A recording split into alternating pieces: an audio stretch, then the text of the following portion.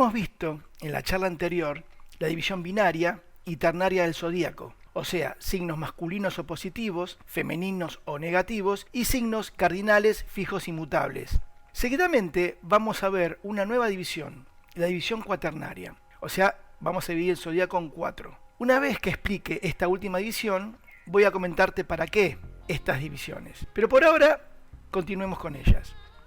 Esta división, la división cuaternaria, está enlazada o relacionada con los 4 elementos de la naturaleza: fuego, tierra, aire y agua. Cada elemento guarda relación con ciertas características que voy a detallarte a continuación y también con las funciones psicológicas que hablaba Jung en los tipos psicológicos. Vamos a comenzar con el elemento fuego. ¿Qué imagen mental se te ocurre? A ver, pensemos en el fuego. Yo estoy pensando, por ejemplo, en una buena llama, una buena fogata, en un hogar a leña, y estoy como visualizándolo. Y trato de ver ciertas características en ella, en esta imagen mental que tengo. Una de las primeras características es vincularlo lógicamente con el calor, con lo ardiente, el brillo, el esplendor de su energía. El fuego necesita brillar para que yo le preste atención. Y si tiro como más leña, crece. Pareciera que se entusiasma y me entusiasma. De hecho, en astrología se lo vincula con el calor, con la capacidad de acción, el espíritu de lucha que es necesario para avanzar en la vida. Los signos de fuego en el zodíaco son, en astrología, son Aries, Leo y Sagitario. A este elemento entonces se lo relaciona con lo cálido, con lo vivaz, hace referencia a lo que es mucha energía excitable y entusiasta, con lo ardiente e impaciente. Si continuamos viendo otro elemento, por ejemplo la tierra, ¿qué imagen mental se te ocurre? Yo, por ejemplo, estoy visualizando un enorme campo. Enseguida me doy cuenta que no necesita brillar como el caso del fuego, este elemento. La tierra me da la sensación de solidez, de estructura, de base en donde todo se apoya. Entre comillas, es como tener los pies en la tierra. Si planto una semilla puede crecer con el tiempo. Los signos de tierra son Tauro, Virgo y Capricornio. En astrología se los relaciona con la materia, con lo concreto, la concreción, el sentido común y la seguridad, por ejemplo. Sigamos con otro elemento, con el elemento aire. Visualmente, no sé, cierro los ojos y la imagen me viene como algo espacial, me imagino algo espacial. Por eso, por ese espacio, nos comunicamos cuando hablamos, a través de vibraciones que salen de la articulación de lo que es mi boca cuando queremos transmitir una idea. Es el mundo del pensamiento, que hoy, fíjate por ejemplo en los teléfonos celulares, te puedes comunicar con otros, no importa la distancia, sino a través de ondas en el espacio. Los signos de aire son Géminis, Libra y Acuario. En astrología, al aire se lo relaciona a este elemento con lo que es el pensamiento, con las ideas, el intelecto y la comunicación. Finalmente, nos quedaría el elemento agua. Y en este caso, se me ocurre una imagen mental que puede ser tanto del río como también del mar. Ambos pueden ser como cambiantes o impredecibles. Hoy pueden estar muy calmos y mañana todo lo contrario. El agua fluye constantemente y en este mar o río pueden haber infinidad de peces que el agua cobija, los resguarda y protege como una gran madre. De hecho, en astrología, a este elemento se lo relaciona con el mundo de las emociones y sentimientos. Los signos de agua son Cáncer, Escorpio y Piscis. Estos signos son por naturaleza de ánimo cambiante. El agua cambia y se mueve continuamente, como las emociones que suben y bajan como las mareas. Asimismo, son de adoptar una actitud, podríamos decir, como maternal o de protección, de nutrir o ser nutridos, de contener o ser contenidos. Es característica de este elemento, por ejemplo, la enorme empatía. Teniendo estas características de los 4 elementos que estamos viendo, ¿para qué nos servirá entender esto? Por ejemplo, cuando en la carta natal de un individuo predomina un elemento, por ejemplo el aire, la persona se muestra y actúa de manera como más mental. No por eso significa que sea más inteligente, porque la inteligencia existe en todos los signos. Solo que algunos serán más pragmáticos si el elemento predominante es, por ejemplo, la tierra, o más imaginativos si fuese el agua, el dominante, o más aguerridos en el caso del fuego, o más abstractos o teóricos si es el aire el elemento predominante. Aunque cada elemento tiene su contraparte. Por ejemplo, si hay mucho del elemento aire en la carta, puede provocar que el individuo, independientemente que sea muy comunicativo y que se halle cómodo en el mundo de las ideas, quizás pueda provocar una personalidad que viva como muy en la cabeza. En el caso del elemento agua, si fuese como el más dominante, además de una gran empatía y sensibilidad, puede originar un exagerado sentimentalismo muy emocional y sensible. Demasiado énfasis de dicho elemento puede volver a una persona como si fuese muy impresionable. Si bien los que tienen, por ejemplo, predominio de fuego se volcarán más hacia la acción, el liderazgo, el entusiasmo, podría decirse con mayor espíritu combativo, un exceso de este elemento en la carta hace a la persona como si fuese muy activa, inquieta, bastante impulsiva y apasionada.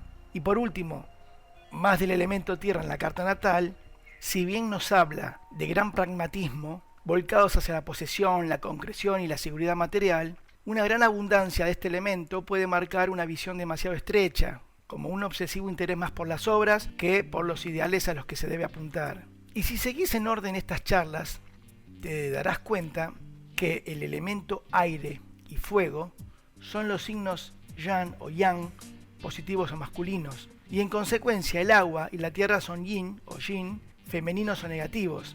Esta es la división binaria que hablé en la charla anterior.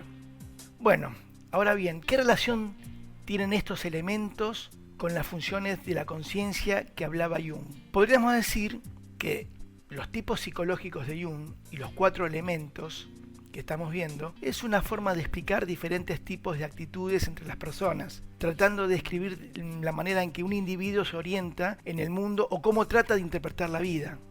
Lo primero que descubrimos haciendo esto que estamos haciendo es el hecho de que no todos interpretamos la vida de la misma manera, que nuestra visión no es la única y que puede ser muy diferente al de otras personas.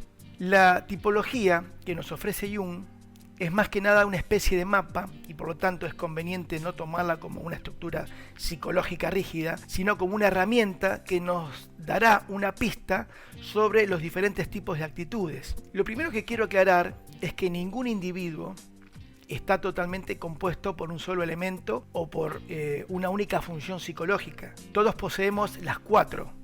Aunque todas las funciones existen en cada psique, invariablemente una función estará más desarrollada conscientemente que las otras. A ver, vamos a ayudarnos con un gráfico para explicar esto.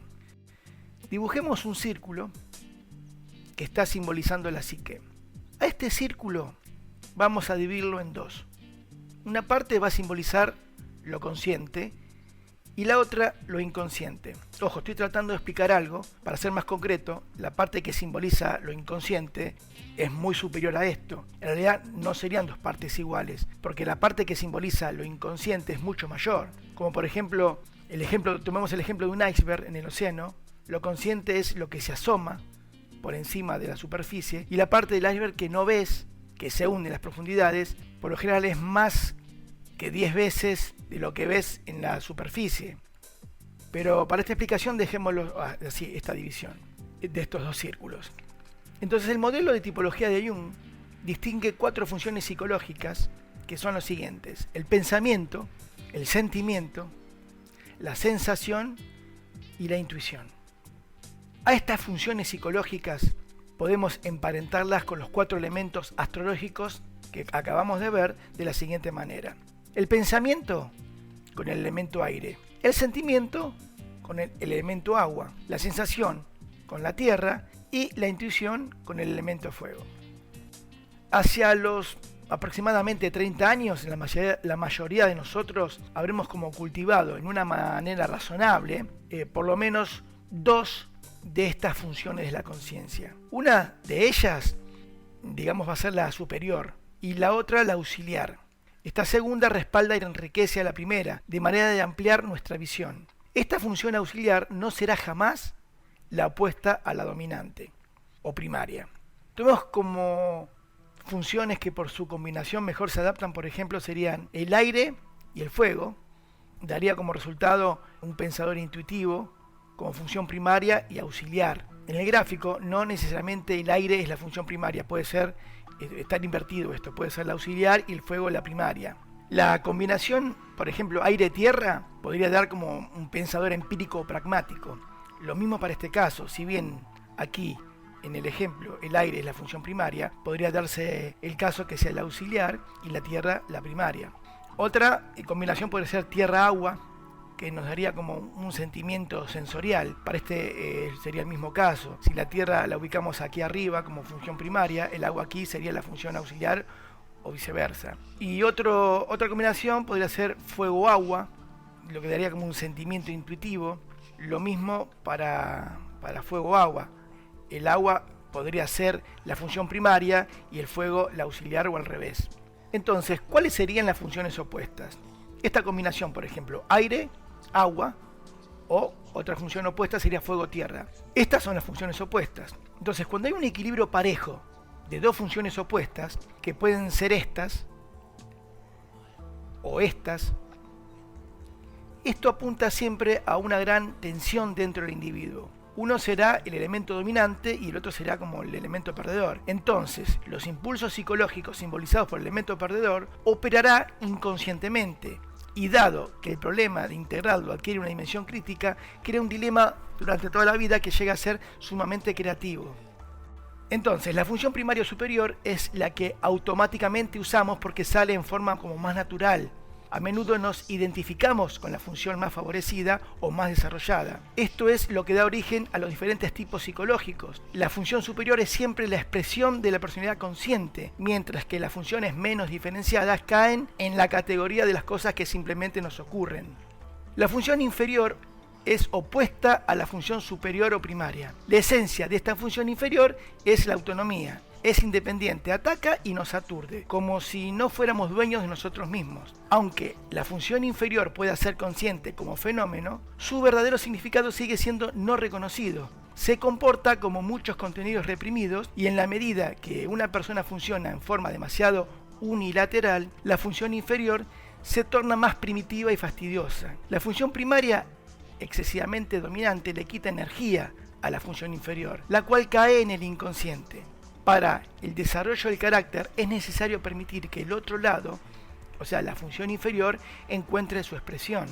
Por ejemplo, veamos, cuando la función del pensamiento está más desarrollada, el sentimiento es inferior. Digamos así, el pensador tropieza con los valores del sentimiento. O inversamente, si el más desarrollado fuera la función del sentimiento y el inferior fuese el pensamiento, el tipo de sentimiento es sordo al pensamiento lógico. O en las funciones opuestas como sensación e intuición, podríamos decir que el tipo de sensación práctica se estanca, se ciega a las posibilidades que ve la intuición. O inversamente, el tipo intuitivo, familiarizado con el mundo interno, choca con la realidad concreta. Recordemos que la psique es un sistema autorregulador que se mantiene en equilibrio. La ley de compensación podemos considerarla como una ley de acontecer psíquico. La relación entre consciente e inconsciente entonces siempre será como compensatoria. Ahora bien, hablé de los 4 elementos y su relación con la psicología profunda o junguiana, en lo referente a los tipos psicológicos. Entonces, de todo lo expresado hasta aquí, ¿cómo lo puedo analizar en mi propia carta natal o la carta que esté estudiando? Justamente en las próximas charlas veremos esto mismo.